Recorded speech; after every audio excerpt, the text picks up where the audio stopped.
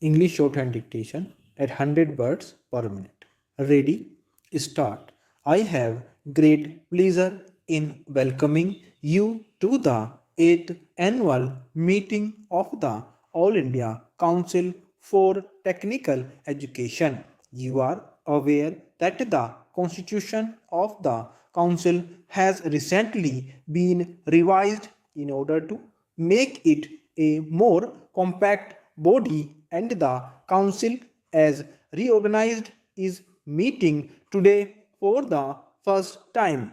I will therefore crave your indulgence for a few minutes to refer to the circumstances in which the council was originally set up and the work it has accomplished in the last 7 years.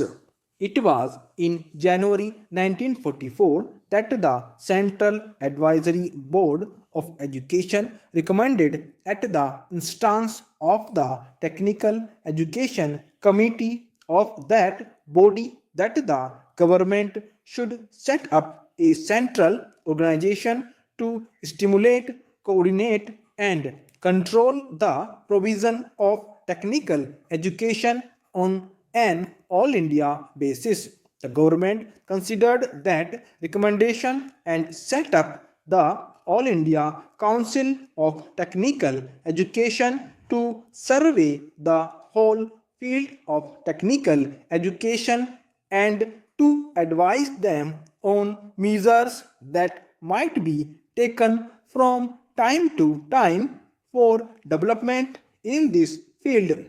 Sri Sarkar was appointed chairman of the first council and he served for 2 terms with conspicuous ability.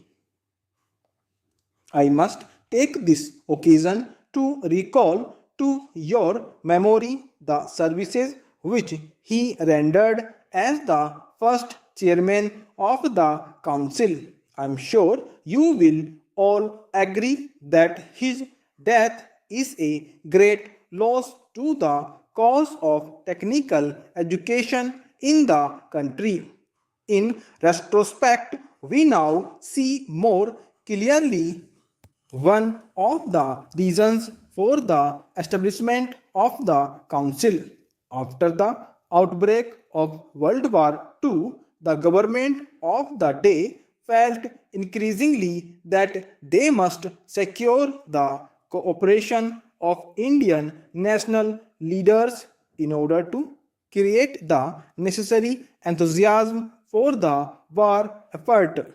They tried to associate leaders of the Indian National Congress with the government, but the Congress refused the invitation as the terms on which it was issued were unacceptable. The government realized that they must have at least a semblance of Indian support and therefore invited some selected individuals to come into the executive council.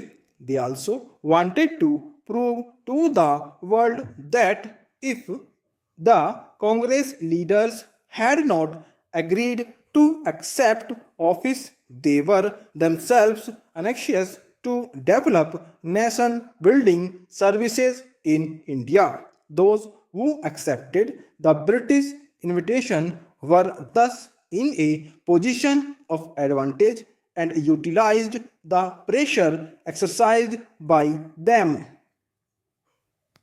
I have watched closely the valuable contribution of the Council towards the development of technical education in the country since its inception. As Minister of Education, I have naturally been interested in its working, and I am happy that my association with the Council will henceforth be much closer than it had been in the past. Some of the landmarks in the history of the Council naturally come to my mind on this occasion. You are aware that it was primarily at the initiative of the Council that the Government of India decided to strengthen a number of undergraduate institutions in various parts of the country by providing grants amounting to about 1.5 crores of rupees. It was also on the recommendations of the council that the government accepted the proposals of the Sarkar committee to set up four higher institutes of technology in the country. The council is also responsible for undertaking steps to establish closer relations between industries and educational institutions by establishing different types of industrial training schemes. There has been a good deal of expansion of facilities in technical education during the last 5 years. Most of it has been provided in the normal course in the colleges, preparing students for university degrees or college diplomas. I understand that the intake of engineering degree courses has increased from about 2500 to over 3700 in the last 5 years. The intake in engineering diploma courses has also increased from about 3000 to almost 5,000 during the same period. In fact, there are some experts who hold that the expansion in facilities has been too rapid and that there is not enough scope for the employment of the persons trained. Others hold equally strongly that even today we do not have an adequate number of properly trained personnel for the various approved projects and purposes. What is therefore needed is a review of our requirements not only in terms of numbers but also in terms of the type of training necessary. In January 1951, the Council appointed a committee to assess the requirements of technical manpower with a view to undertaking this survey and also estimating what the requirements are likely to be for our various development schemes.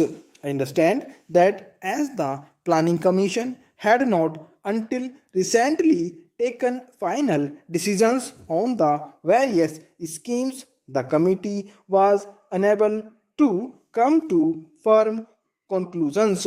Now that the 5 year plan has been approved in principle, I hope that the committee will carry out the task assigned to it as speedily as possible for us stop.